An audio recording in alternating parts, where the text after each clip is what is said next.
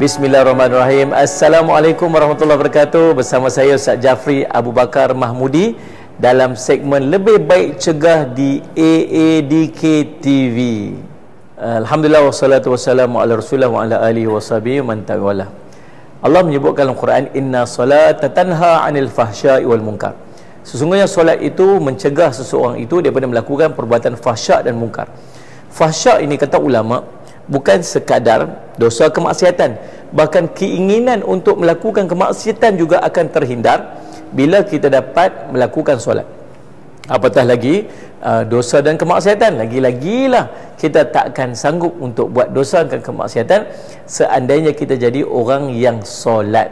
Maka Allahumma salli Muhammad. Tetapi kenapa ada orang dia solat tapi masih melakukan kemaksiatan? Dia solat tapi masih buat jahat, buat perangai tak elok, bahkan menagih dadah, sedangkan dia solat. Masuk waktu semayang dia semayang, tapi waktu dia buat perangai, subhanallah, dia buat perangai seorang-seorang, diam-diam. Jadi apa yang dimaksudkan oleh Allah tadi tak kena dengan apa yang dia alami. Solat dia tak menghalang dia daripada melakukan kemaksiatan. Sebab apa? Sebab there's something wrong. Ada yang tak kena pada solat dia. Mungkin dia tidak memahami tuntutan solat. Mungkin dia tidak Muhammad Muhammad berwuduk dengan sempurna. Mungkin dia tidak menghayati solat dia dengan penuh kekhusyukan, dan berbagai lagi perkara yang perlu dia jalani dan perlu dia fahami untuk dia mendapat solat yang sempurna. Maka apa yang kita kena buat? Yang pertamanya, kita perlu mendalami ilmu berkaitan dengan solat.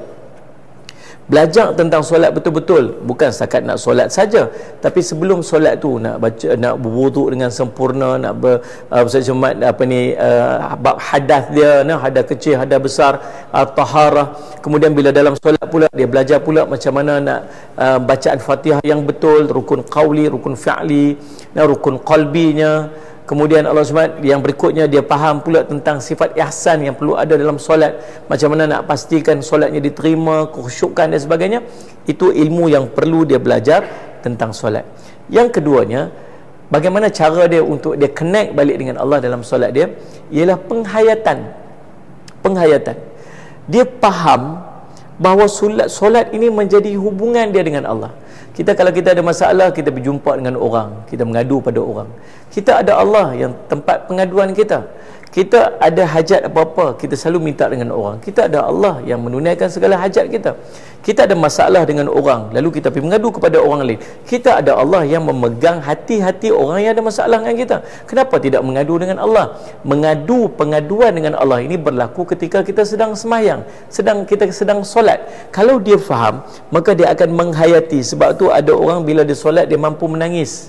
Ada orang ketika dia solat dia sedang tenggelam dalam solatnya, sebab dia merasakan tujuan dia dan matlamat dia dan keindahan dalam solat itu sendiri. Maka dia memerlukan kepada penghayatan kepada solat itu untuk dia dapat connect balik dengan Allah SWT. Masalah kita ialah kita tak mampu nak menghayati. Solat bagi kita ialah satu paksaan. Kita kena buat, kita tahu tanggungjawab kita. Pasal apa? Semayang, kalau aku tak semayang nanti dosa, kalau aku tak semayang nanti masuk neraka. Solat Jumaat. Tapi ada orang yang dia memahami bahawa solat ini bukan sekadar atas perintah, tetapi ada hikmah yang terkandung, dan hikmah paling utama dia ialah seseorang hamba itu berhubung dengan Allah SWT dalam solat-solatnya. Maka dua benda saya sebut tadi ni, yang pertama ilmu, yang kedua penghayatan. Wallahu a'lam. Pencegahan dada, tanggungjawab bersama. Dada tak payah, tak nak